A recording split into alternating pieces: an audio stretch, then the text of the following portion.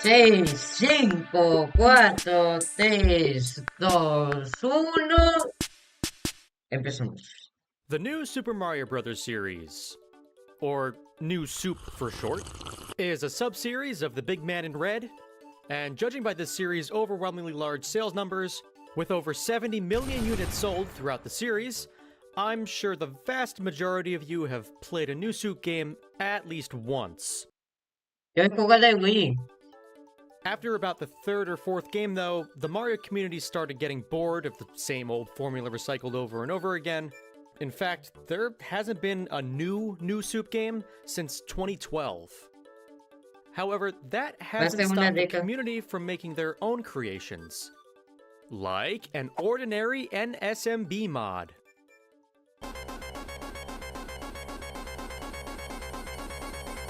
Okay, well, we won't be covering that one specifically, but the one I did want to cover today was newer Super Mario Bros. DS.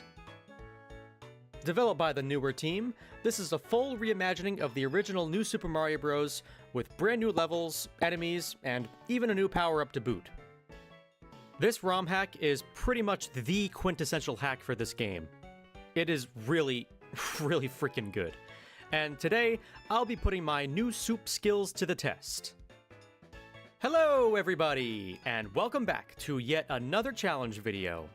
I'm sure you're expecting me to say, oh, how many coins does it take to beat newer Super Mario? No, I am here to answer the absolute burning question, can you beat newer Super Mario Bros. DS without collecting a single coin? That's right, I'm out to beat the game without touching any coins whatsoever. So let's lay down some ground rules then, shall we? In order to successfully complete the challenge, I need to beat the final boss fight without, you guessed it, collecting a single coin. This means I'm allowing myself to use shortcuts and warps to beat the game, instead of needing to beat every single level in the game. Glitches are also banned. You will see why that's there in a bit. And the last rule, in this game specifically, when you touch the flagpole, you're always rewarded with coins by how far up on the flagpole you land. Since I'm technically not touching any coins, these coins don't count. This also means that the coin counter on the top left of your screen is completely obsolete, so just pretend it's not there. Alright, I think I've covered all my bases for this challenge. If anything of note arises, I'll address it on the spot. So, can you beat newer Super Mario Bros. DS without collecting a single coin? Let's find out.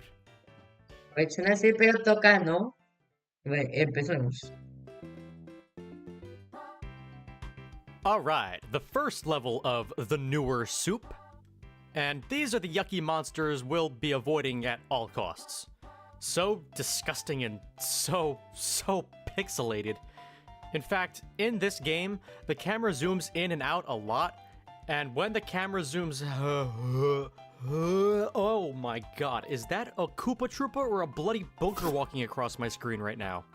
Yeah, so since I'm playing this game on an emulator using large amounts of upscaling, everything that is 3D modeled looks super crisp and detailed, and everything that is pre-rendered looks like a cataract diagnosis. Well, being this is the first level of the game, it's pretty damn basic. The only slight problem was here with this big piranha plant, but I just damage boosted through them to avoid all the coins above. And we make it to the flagpole easy peasy. 1-2 sees Mario spelunking the cave system below the Mushroom Kingdom, and... this does not look very promising. There's no way this spaghetti-devouring plumber can jump above these steep steps of coins. Well, at least not at this size. If we backtrack to the end of the first level and take the flagpole with the timer ending in 11, 22, or 33, this spawns a red toad house in the beginning of the world, which lets us pick up any power-up in the game. The one we're after is this little blue fella, the mini mushroom. Not only does the mini mushroom allow Mario to fit in between tight spaces, but it also pretty much doubles his jump height. And yeah, you're gonna be seeing flea-sized Mario for the rest of this video. This power-up is absolutely essential to this challenge, so sorry about the rather minuscule nature of Mario. Well, returning to the steps of coins, and it's still not enough height. Well, it seems as quickly as this challenge started, it's already over. Wait a sec. Is that a walking shit smear? Yo, this may actually be the very thing we need. Well, if we let the walking turd make his way down to us, we can use his head as a trampoline, gaining just enough height to soar straight over the coin blockade. Just up ahead here, we're met with a conspicuous-looking red pipe, which houses a secret exit that skips the rest of this level, as well as 1-3 altogether. Our next level is the first tower level of the game. Basically, all tower levels are just long vertical climbs to the top, and while there are definitely a lot of tight squeezes between coins, the ascension otherwise was pretty smooth. Actually, about halfway through the level, there's this door right here, which just leads to a useless star coin, but do you see that little break in the ceiling right there? See? Yeah, so this room holds the second secret exit of the game, and this one is a game changer. But first, this little runway up here is a bit of a hassle. You can't see it, but there are a bunch of coins littered on the ground. However, the coins are spaced out just enough to where I can jump between the gaps of coins while being completely blindfolded. But after the most intense game of hopscotch known to man, we are graced with a crucial secret exit. We unlock a cannon down below, which lets us completely skip the rest of World 1, World 2, and technically World 3, meaning we can schmoove our way over to World 4.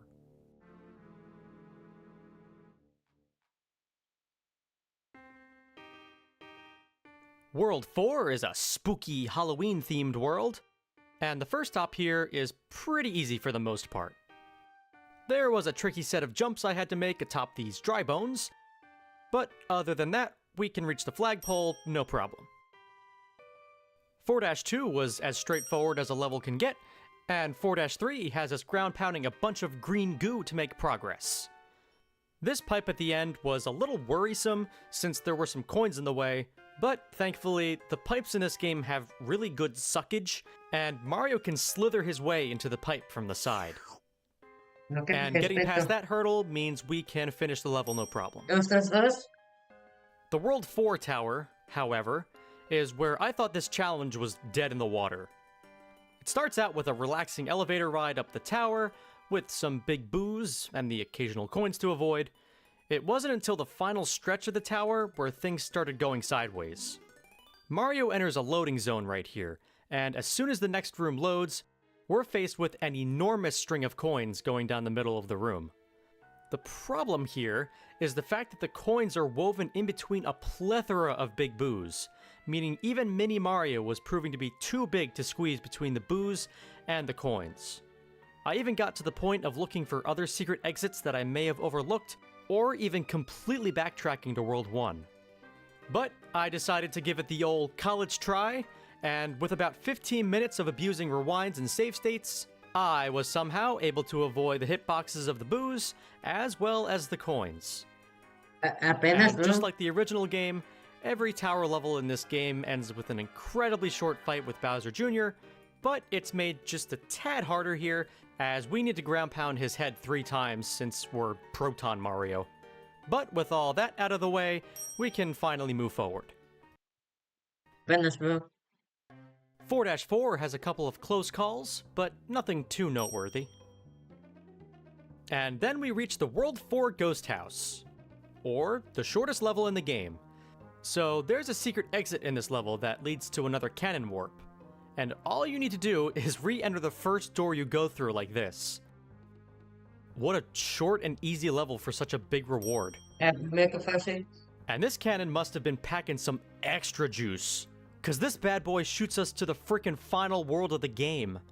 Yeah, we only played through, what, 8 levels, and we're already nearing the end of the game?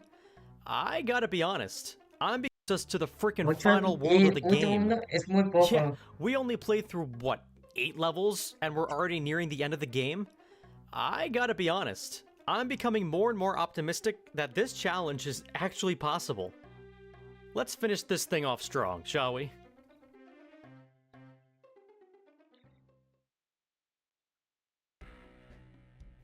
World 8 introduces a brand new variant of enemy, these puking bomb gremlins. These guys were in the original NSMB, but they hacked up snowballs instead.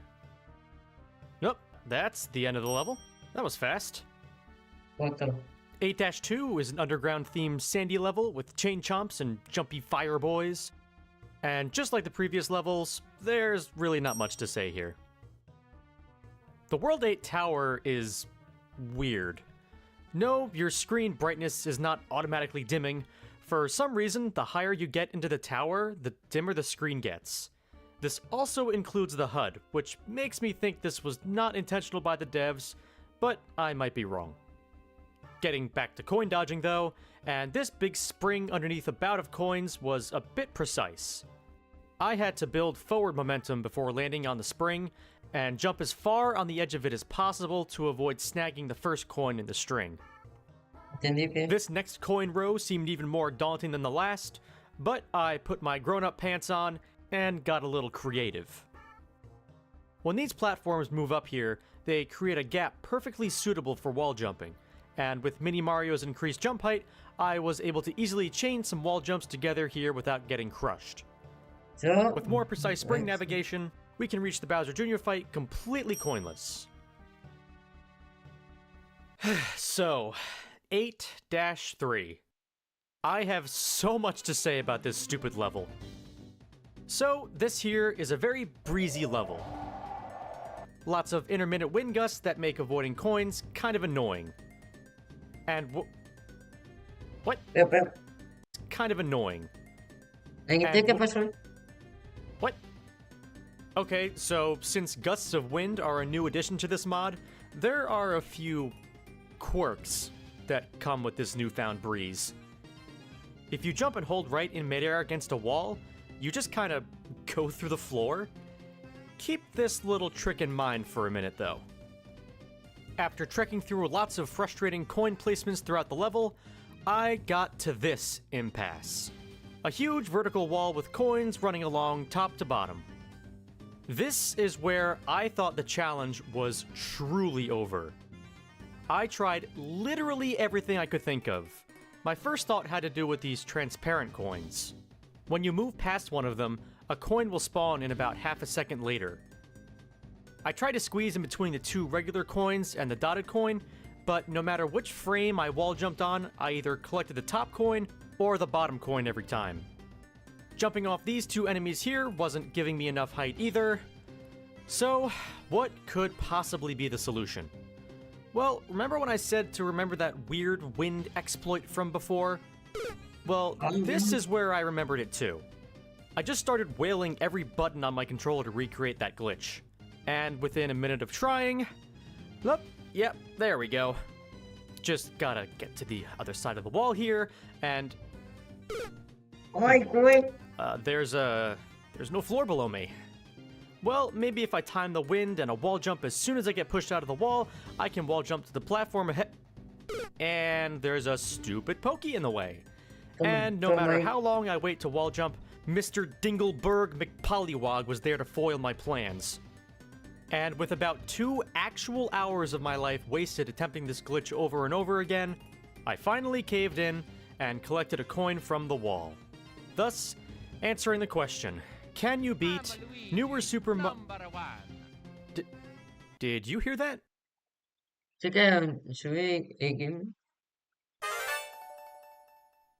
Wait, what? So, I don't think I've shown this off yet, but before every level starts, you have the option to change character. And just like in the original game, Luigi is playable alongside Mario. However, in the original game, Luigi was an exact clone of Mario. The same moves, the same jump height, the same running speed, etc, etc. But here, it's a different story. Luigi has the same movement schemes as he does in games like the Japanese Super Mario Bros. 2 or New Super Luigi U. He's extra slippery on the ground, that's for sure. But he's extra slippery on the ground, that's for sure. But most importantly, he jumps. And he jumps way higher. So we shrink Weege down to mite size, bring him to our problematic level, and use this Koopa here as leverage to rocket up to the platform above, completely skipping the wall of coins. Man, I knew Luigi was my favorite bro. And with one last perfect timed wind jump between these chompers and coins, we can officially finish this hellish level completely coin-free. Alright, so 8-4 begins nice and peacefully. Oh god, it's this -4 begins nice and peacefully. Oh god, it's this obnoxious hood rat. One of my least favorite Mario enemies, and he just had to be making an appearance here. Oh, and his counterpart is here too. Well, it's just a big ol' astronomical jamboree here. Well, besides those two doofuses, this level is a walk in the park compared to the previous one. And 8-Tank is an auto-scroller, and a very easy one at that. 8-5 is chock full of falling magma chunks that insta-kill Mini Weege, but no coins were ever an issue here. Nice. 8-6 is another easy auto-scroller, and 8-7 is a lava-filled cave full of chunky hammer bros. This little section here with the invincibility star was kind of finicky while avoiding the coins here, but once I got going, it was smooth sailing. And in 8-8, there were a few instances of close calls between coins and persistent fireballs, but we do once again make it to the flagpole coin-free. Alright, heading into 8-A, and we are only 2 levels away from successfully completing the challenge. And... oh, that's strange. Seems as though this level is deterring the mini mushroom, as in order to begin the level, I need to be Big Weege in order to break the brick blocks. Okay then, I guess once we enter the next room we can just use our reserve mini mushroom. No. A minecart level? Oh no, I've got a really bad feeling about this. And, as I suspected, the next room is filled with hundreds and hundreds of coins spread throughout the minecart's tracks, and many of which are completely impassable. With no fancy schmancy tricks up my sleeve, and no way to skip this level, that does unfortunately mean that no, it is not possible to beat newer Super Mario Bros. DS coinless. Damn, and we were so freaking close to the last level of the game. As for the rest of this level though, the least amount of coins I was able to collect here was 36, This number is probably improvable, but this was the best I was able to do. Oh, wait. And even if the previous level didn't exist, this final level also sees coin gain. This little stretch of 4 coins here is our culprit. They're wedged in between a low-hanging ceiling and constantly being engulfed by large lava waves. These lava waves make passing the coins impossible without picking up at least one of them. And pick up one of them, we did. But besides that, we beat Bowser Jr. and his senior to finish off the game, meaning the least amount of coins I personally was able to achieve in an any % run of newer Super Mario Bros. DS was 37 coins. And being that this video is only, 18 minutes now so far, how's about we go through the rest of the game and see how many levels are possible coinless? Before we do that, however, I will only be beating each level's main goal, not the secret exits. So if I only completed a level using the secret exit, I'll be heading back to that level to complete it normally. Alright, let's do it. Okay. Heading back to 1-2, as we never completed the level proper, and we were just about done with the level anyways, so there's no problem getting to the flagpole. In fact, 1-3, the rest of 1-Tower, 1-4, 1-5, and 1-A were all incredibly easy to get through without collecting any coins. The only problematic level in World 1 is the castle level. The first half is a little precise when it comes to dodging these piranha plants on Ferris wheels, but the real issue begins right after the midway checkpoint. I need to hit that orange question mark switch up there to spawn another Ferris wheel, which lets me access the rest of the level. But there are 2 coins right underneath the switch, and while the far left one can be avoided, the same cannot be said for the one right underneath. Even as Mini Weege, I can't gain enough forward momentum to hit the switch and dodge the coin at the same time, so this one coin must be nabbed. Nope. Besides that though, we can square up against the big bad Bowser for a battle of the ages. I mean, boil him in 4 seconds. And we can move our way along to World 2, with only one level in World 1 that made us grab coins. You know what, though? I'm getting a little snoozy here. I think before I keel over from exhaustion, I'm gonna take a quick power nap. While I catch my 40 winks, though, I'm gonna let fellow content creator Savvy the Gamer take the reins for a bit. He's an avid Kirby fan like myself, and even though this video isn't Kirby related in the slightest, I know he'll provide some great commentary nonetheless. Alright, take it away, my man. I'm out of here. Hello everyone, it's me, Savvy. Thank you for having me.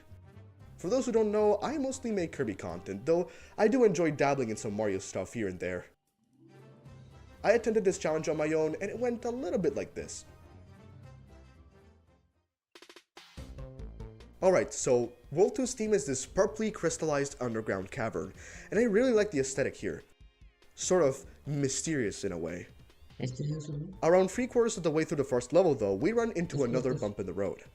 The game wants us to use this pipe here to shoot ourselves over these massive piranha chompers, but there's a big string of evil coins in the way. And since Mini Weege cannot damage boost through the plants, I need to pick up a mushroom a few steps back so I can damage boost through them. And since the very end of the level once again insists on us using the pipe cannon again, I must use my reserve mini mushroom here in order to do a well-timed wall jump to reach the flagpole, thus making this level coinless. 2-2 is another level where we must pick up a few coins.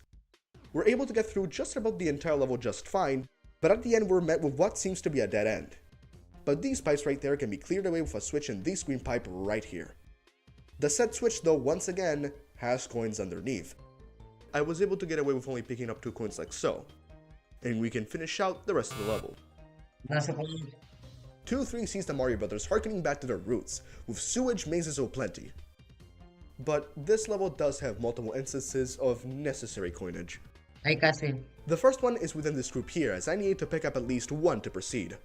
And the second instance is after hitting yet another switch here. A bunch of coins spawn out of nowhere, and even though they're blue coins, which normally means they're temporary, these idiots don't want to leave, so I need to pick up 5 more coins.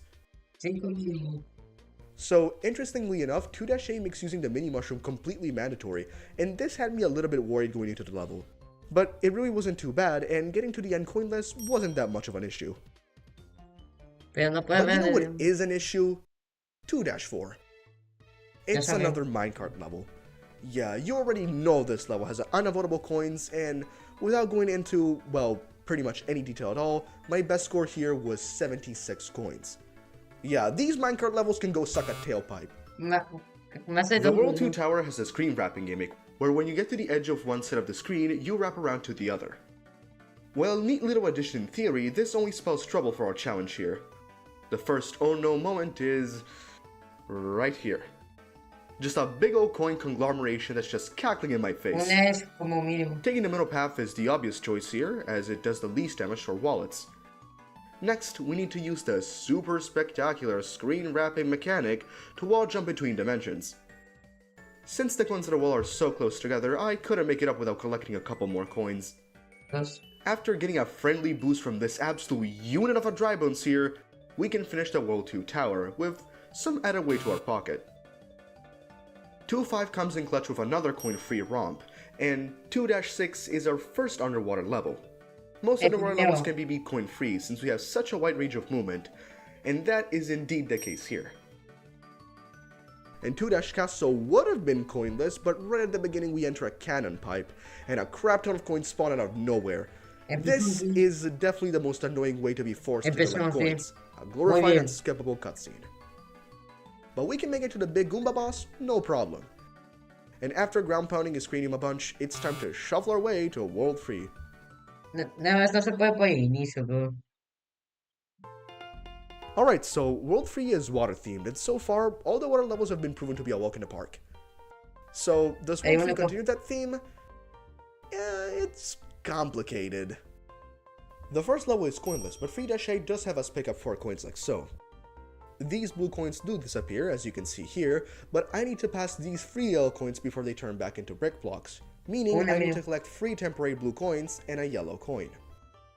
And this group of wheels made getting past this string of coins nearly impossible, but I was eventually able to wiggle my way through their blockade, which brings us straight to the goal. 3-2 was actually kind of interesting. In the beginning, I was faced with these coins here, which don't seem like too big of an issue. But the problem is that Mini Weed's minimum jump height is too high to jump over these coins, while also not clipping through the semi-permeable floor here. The solution is to get rid of the mini mushroom to make the jump height small again, and this makes it possible to squeeze above the coin and below the floor. And hey, this level is such a bro. I'm not actually emphasizing that much. And hey, this level is such a bro that it straight up gives the mini mushroom back to us. And the rest of the level is very easy to beat.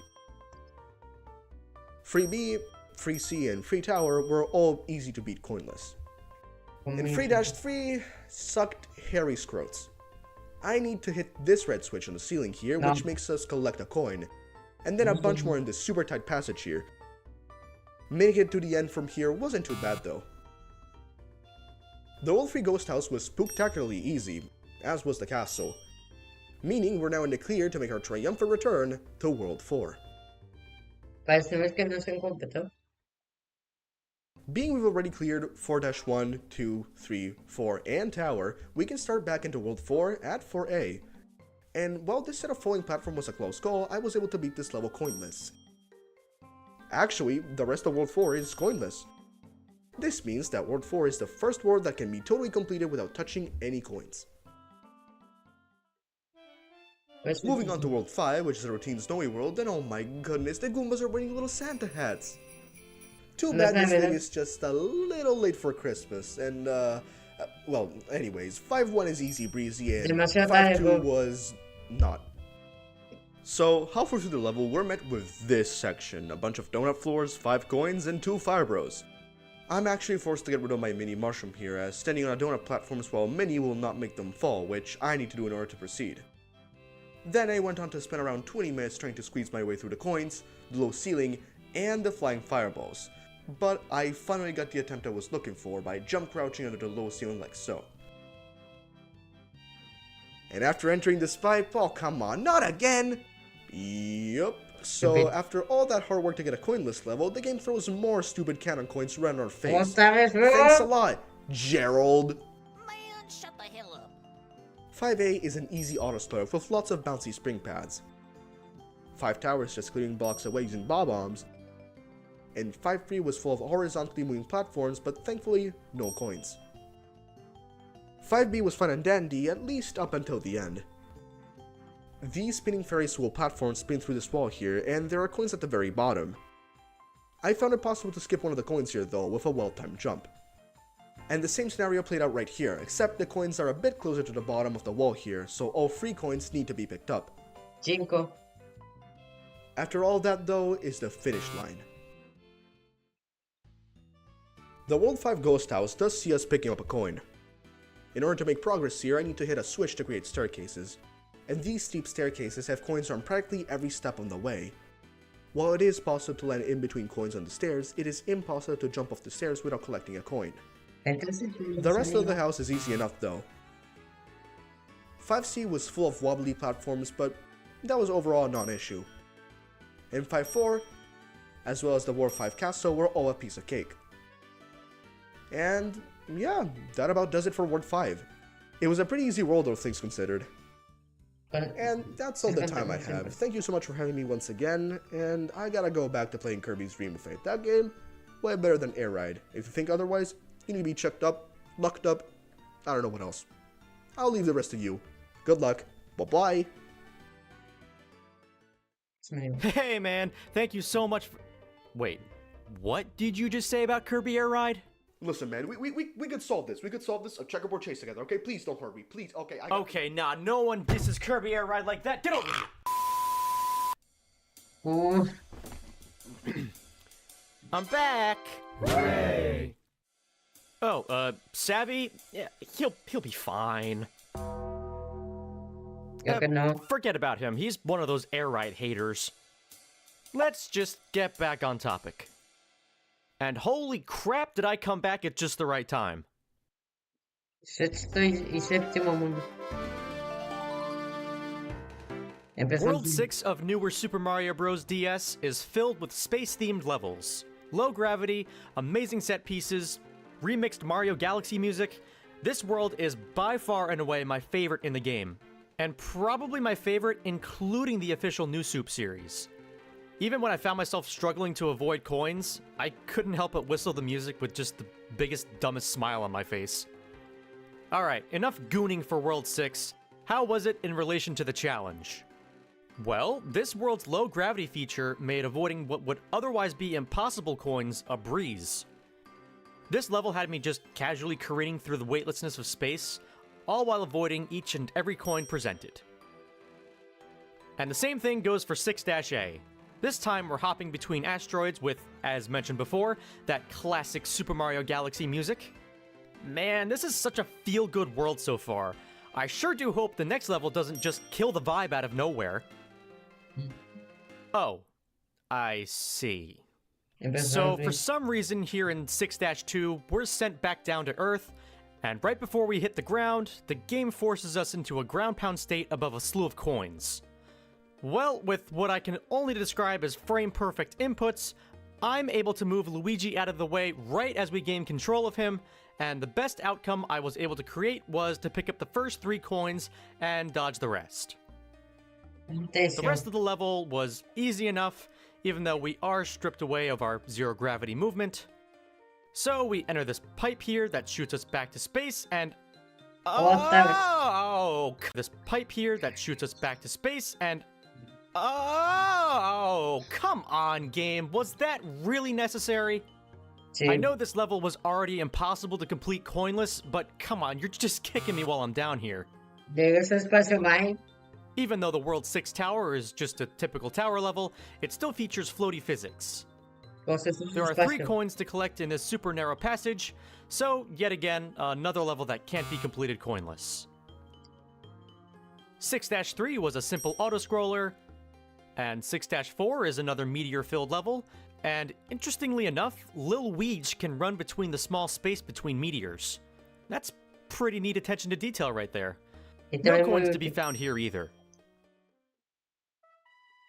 6-5 is one of, if not the most creative level in the entire New Soup series. This level is set up like a Mario Kart course, Rainbow Road to be exact, with speed boosts, item blocks, and obstacles to avoid.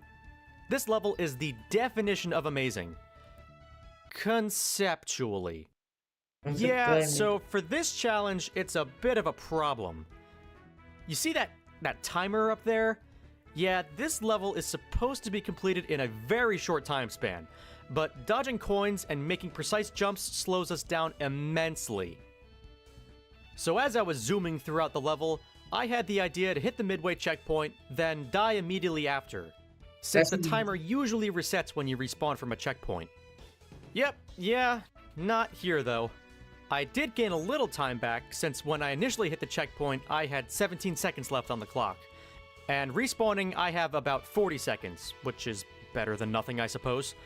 My first run-through was pretty close. I was like 10 feet away from the flagpole before the time ran out. So, with a bit of optimization, I knew it was most likely possible. On the second try, I forfeited the mini-mushroom since the floaty space physics were causing me to have way too much airtime between jumps. And that was the ticket to victory. With loads of well-timed jumps, it was indeed possible to beat the entire Mario Kart wannabe level without any coins, with only 1 single second to spare. Exacto. Mario Kart en Whisper. 6-6 has us back down to Earth for one last time, and this time there's no annoying lines of coins in the way, so that's a relief. Okay. The one interesting thing here to note was I need to become Super Luigi here to smash through these brick blocks. But the rest of the level never warranted the use of the mini-mushroom, so we make it out of 6-6 coinless. Right after the checkpoint of 6-B, I am required to hit this yellow switch here to spawn platforms. And lots of blue coins. And there's yet another yellow switch on this low ceiling right here that needs to be hit.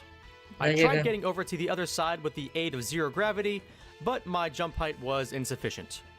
So, another coin in the books to spawn the platforms. If World 6 is my favorite world, then 6-7 is my favorite level. It is an auto-scroller, yes, but you are free-floating throughout space. There is no ground to land on in this level. You simply just jump through the air, avoiding evil stars and devious coins. There isn't much to talk about in relation to the challenge, but I just wanted to give credit on how unique and creative this level is. And we can finish the level without any coins. The World 6 castle is full of rope swings and spiky crushers, and this section here was a pain in the ass.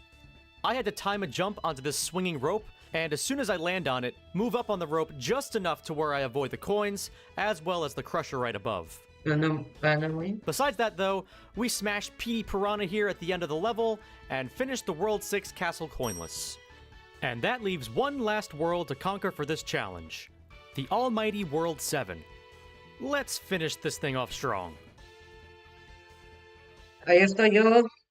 Yo estoy ahí. World 7 is by far and away the most difficult world in the entire game regarding this challenge. This is your typical sky cloud themed world, but for some reason, most of the levels here require some of the most pinpoint movement imaginable to avoid coins. And what better way to start than in 7-1, where after we just talked all that smack about World 7, we actually have a coinless level. But believe me, it only gets worse from here. The World 7 Ghost House is where the obnoxious precision comes into play. First, we need to weave ourselves between these beefy ghosts and strings of coins. Immediately after that free fall is a horizontally scrolling platform with a row of coins and a low ceiling. And you know what that means. I have to jump between each of the coins with very little margin for error. And just when I thought I was in the clear, there's an orange switch here that spawns platforms to clear this big gap here.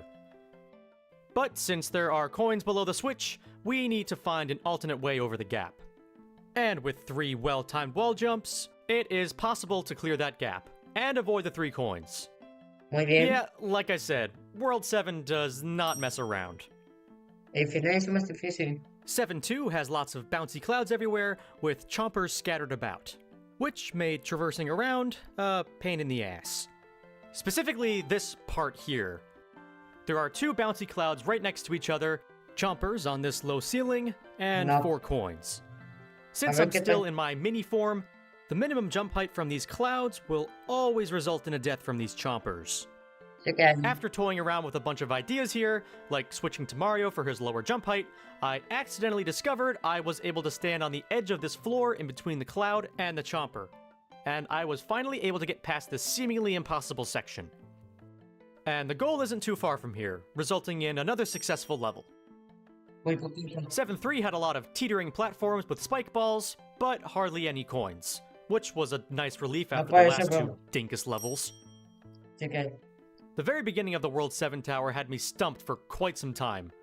I need to use this spring here to ascend upwards, but the trajectory always made me either collect a coin, hit a block containing a coin, or hit a dry bones, resulting in my untimely death.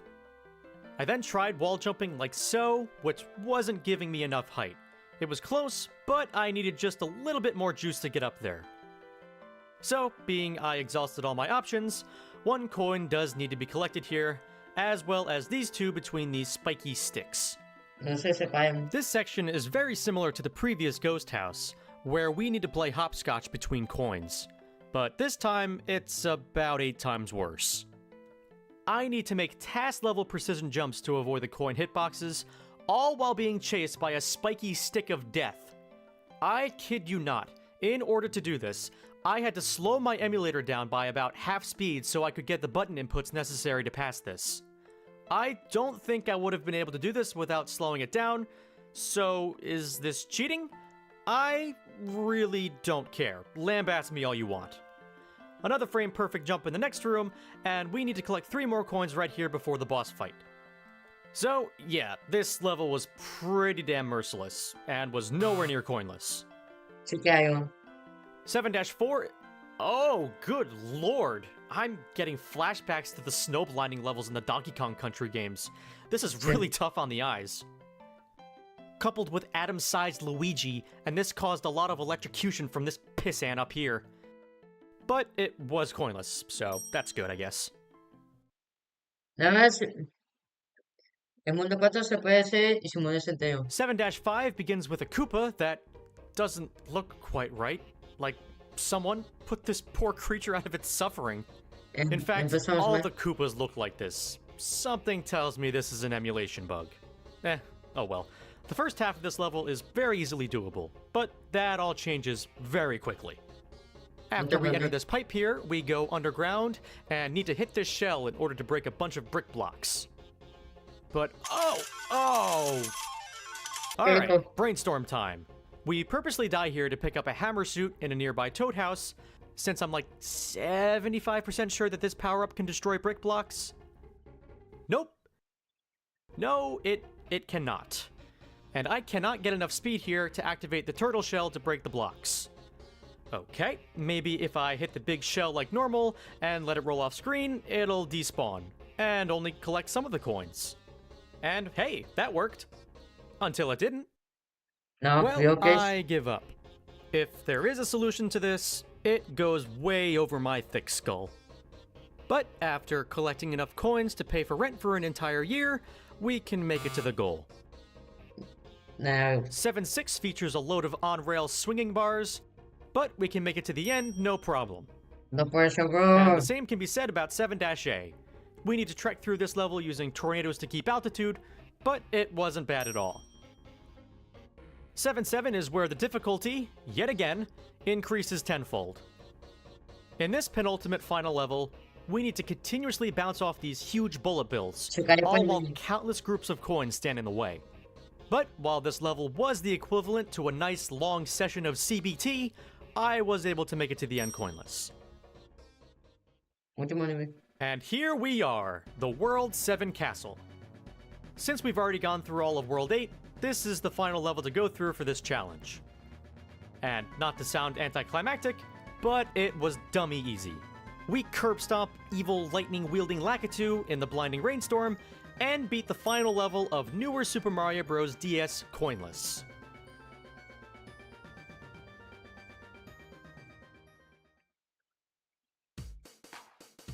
And what an absolute monstrosity of a journey that was. Before I roll the outro, though, I wanted to tack on just one last thing before I go. And that is the stats of this challenge. Here on your screen right now, you'll be seeing the outcome of each level world by world. It's a simple little stat, but it conveys all the outcomes nice and quickly.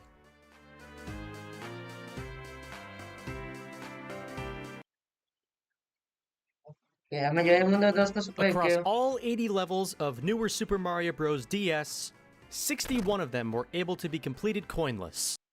76%. The world that had the highest percentage of coinless levels was World 4, with all 10 levels being successfully beaten. And the world with the lowest percent was World 2, with only 4 out of 9, or 44% of levels completed successfully. And for the stat that I'm sure all of you have been waiting for, it takes exactly 188 coins to beat newer Super Mario Bros. DS. Contando todos. Oh, man, what a challenge. This video has been brewing for close to 2 months now, and I am so glad I'm finally done with it.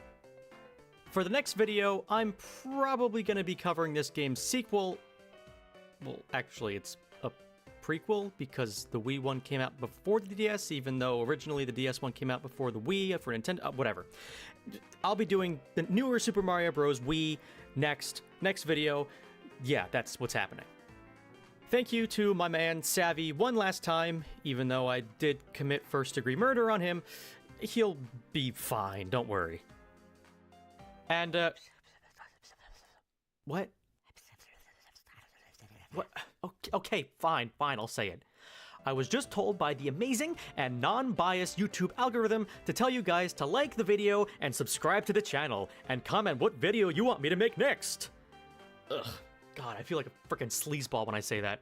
Bueno, hasta No aquí queda matter. este video. That's all for this Y video. nos vemos otra. Adiós. I'll be seeing you guys next time.